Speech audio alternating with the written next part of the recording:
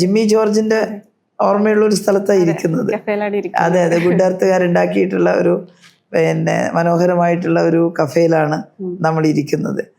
അപ്പോൾ ഇവിടെ ഈ സ്കൂളിൻ്റെ ഭാഗമായിട്ടുള്ള ഗ്രൗണ്ട് പണ്ട് ഞാൻ MLA ആയ സമയത്ത് ആദ്യമായിട്ട് എന്തെങ്കിലും ഒന്ന് ജിമ്മി ജോർജിൻ്റെ ഓർമ്മയ്ക്ക് വേണ്ടി ചെയ്യണം എന്ന എൻ്റെ മനസ്സിൻ്റെ ഒരു തോന്നലാണ്.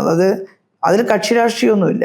അങ്ങനെയുള്ള ഇപ്പം രാഷ്ട്രീയത്തിന് അതീതമായി ജോർജ് വക്കീലും കുടുംബവും നല്ല സൗഹൃദത്തിലാണ്. അവർ കോൺഗ്രസ് ആണ്, അതിലൊന്നും സംശയമില്ല. പക്ഷേ ജോർജ് വക്കീലിൻ്റെ സമയത്ത് ഞാൻ പോയി കാണാറും ഒക്കെ ഉണ്ടായിരുന്നു. എന്നോടും ഭയങ്കര സ്നേഹമൊക്കെയാണ്.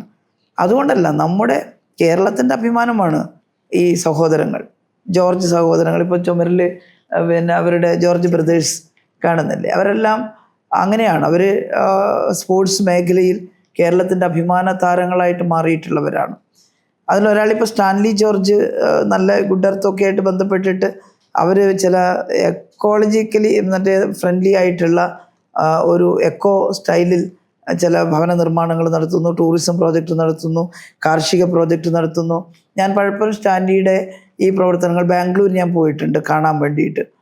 അത് ഈ ടൂറിസം പ്രോജക്റ്റ് ഉണ്ടാക്കുന്നതിന് മുമ്പേ ഒരനുഭവത്തിന് വേണ്ടിയിട്ട് പോയതാണ് ബാംഗ്ലൂർ.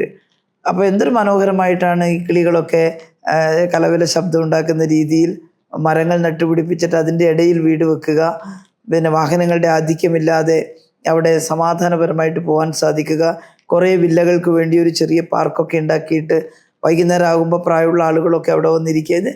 ഈ സ്റ്റൈൽ ഓഫ് ലൈഫാണ് നമ്മൾ ഭാവിയിൽ കൊണ്ടുവരേണ്ടത്. അത് അന്യം നിന്ന് പോയ പ്രകൃതിയുമായിട്ടുള്ളൊരു ബന്ധം പുനഃസ്ഥാപിക്കുക എന്നുള്ളതാണ്. അപ്പോൾ അങ്ങനെയാണ്. അപ്പോൾ ഞാൻ ആദ്യം MLA ആയപ്പോൾ ജിമ്മി ജോർജിനോടുള്ളൊരു സ്നേഹവും ബഹുമാനവും കാരണം ഒരു ചെറിയ തുക, വലുതൊന്നുമല്ല, സ്കൂളുകാർ ചോദിച്ചു, ഒരു 5 ലക്ഷം രൂപ അന്ന് ആ ഗ്രൗണ്ട് ഒന്ന് ഡെവലപ്പ് ചെയ്യാൻ വേണ്ടിയിട്ട് കൊടുത്തു. അതുകൊണ്ടൊന്നും ആവില്ല. പക്ഷേ മനസ്സിലന്ന് മോഹം ഉണ്ടായിരുന്നു, കുറച്ചും കൂടി വലിയൊരു പ്രോജക്റ്റ് വേണമെന്ന്. അന്ന് ഇതുപോലെ കേരളത്തിന് സാധ്യതകളില്ല.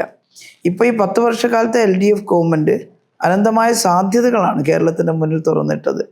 വലിയ വലിയ പ്രോജക്റ്റുകളെ കുറിച്ച് ചിന്തിക്കാൻ തുടങ്ങിയ കാലമാണിത്. അതിനു മുമ്പ് നമ്മളെല്ലാം ചെറിയ കാര്യങ്ങളായിരുന്നു. അത് നമുക്ക് എത്രയോ കൊല്ലം കൊണ്ടാണ് ഒരു ചെറിയ മാറ്റം ഉണ്ടാക്കാൻ പറ്റുക. അതല്ല, നമ്മുടെ മുഖ്യമന്ത്രി പിണറായി പറഞ്ഞത് ചെറിയ കാലം കൊണ്ട് തന്നെ വലിയ നേട്ടം ഉണ്ടാക്കാൻ നമ്മൾ ശീലിക്കണം എന്നുള്ളതാണ്. അപ്പോൾ അങ്ങനെ ഒരു അന്തരീക്ഷത്തിൽ ഇവിടെ ജിമ്മി ജോർജിൻ്റെ പേരിൽ നമുക്ക് ഒരു വലിയ സ്പോർട്സ് കോംപ്ലക്സ് ഉണ്ടാക്കാൻ കഴിയണം എന്നുള്ളൊരു ആഗ്രഹം ഉണ്ട്. അതിനകത്ത് എന്തൊക്കെയാണെന്നുള്ളത് സ്പോർട്സ് പ്രേമികൾ ചേർന്ന് വിഭാവനം ചെയ്യണം. ഇന്നിപ്പം അത്തരത്തിലുള്ള ഡിസ്കഷൻ വെച്ചിട്ട് നമുക്കൊരു കൺസെപ്റ്റ് എങ്ങനെ രൂപീകരിച്ചെടുക്കാൻ സാധിക്കും. സ്വാഭാവികമായിട്ടും തെരഞ്ഞെടുപ്പിൽ ഞാനിവിടെ സ്ഥാനാർത്ഥിയായി വന്നപ്പോഴാണ് എനിക്കതിൽ ഇടപെടാനുള്ള ഒരു അവസരം ഉണ്ടായത്. അത് ഉപയോഗപ്പെടുത്തുകയാണ്.